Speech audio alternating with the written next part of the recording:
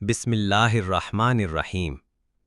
ہر دل کی تمنا، ہر روح کا ارمان، ہر آنکھ کا خواب ایک ہی ہے، بیت اللہ کا دیدار۔ کعبہ شریف، وہ پاک مکان جسے خدا نے اپنے گھر کہلانے کا شرف دیا، جہاں ہر سانس عبادت بن جاتی ہے، ہر قدم ثواب کا سبب بن جاتا ہے۔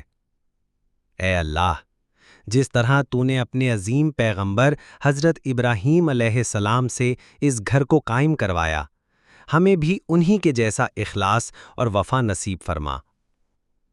جب بندہ کعبہ کے سامنے کھڑا ہوتا ہے تو دل کا ہر حصہ روح سے کہہ رہا ہوتا ہے، لبیک اللہم لبیک۔ یہ صرف الفاظ نہیں، یہ محبت کا اظہار ہے، بندگی کا اقرار ہے۔ کعبہ کی طرف اٹھنے والی ہر نظر میں آسرا ہوتا ہے، ہر دعا میں امید ہوتی ہے، ہر آنسو میں ایک نرمی ہوتی ہے۔ اے اللہ، ہمیں اس پاک زمین کی مٹی سے الجھا دے جہاں حضرت محمد صلی اللہ علیہ وسلم کے قدموں کے نشان ہیں۔ کعبہ کے ہر کونا، ہر دیوار گواہ ہے ان آنسوؤں کا جو عاشق رسول صلی اللہ علیہ وسلم گرا کر گئے۔ ہر سجدہ یہاں مقبول ہوتا ہے۔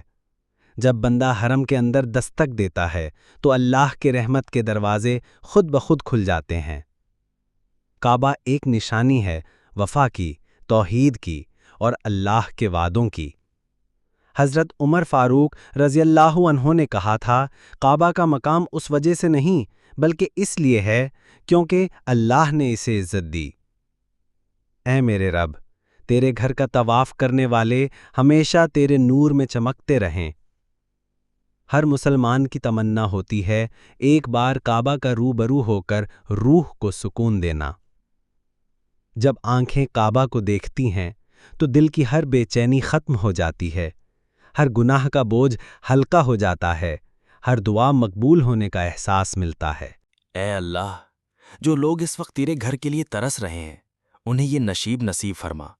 جن کے پاس مال نہیں ان کے لیے آسانیاں پیدا فرما۔ جن کے دل میں خواہش ہے ان کے لیے راہیں کھول دے۔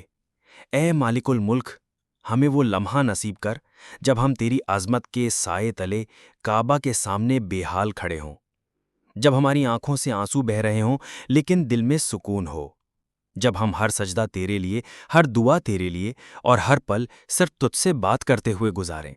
ہر وقت کا کام رک جائے، صرف عبادت رہے، صرف تیری یاد۔ اے کعبہ کے مالک، ہمیں نہ صرف حاضری نصیب فرما بلکہ وہ روحانی لذت بھی دے جو حضرت بلال رضی اللہ عنہ کو محسوس ہوئی تھی۔ ہمیں ان لوگوں میں شامل کر جن کا دل ہر وقت تیری طرف راغب رہتا ہے۔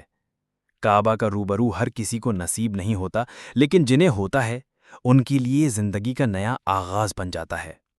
اے اللہ، جن کے منہ سے لبیک نکلتا ہے ان کی زندگی میں نور بھر دے۔ جن کے قدم اس پاک زمین تک جاتے ہیں ان کے لیے زمین اور آسمان دونوں راحتیں کھول دیں۔ آخر میں، اے میرے رب، مجھ سے راضی ہو جا، میری حاضری مقبول کر لے، میری ہر دعا قبول کر لے، میں تیرا ہو جاؤں، تو میرا ہو جائے، اور جب زندگی کا آخری سجدہ کروں تو وہی سجدہ تیرے گھر میں ہو۔ آمین یا رب العالمین۔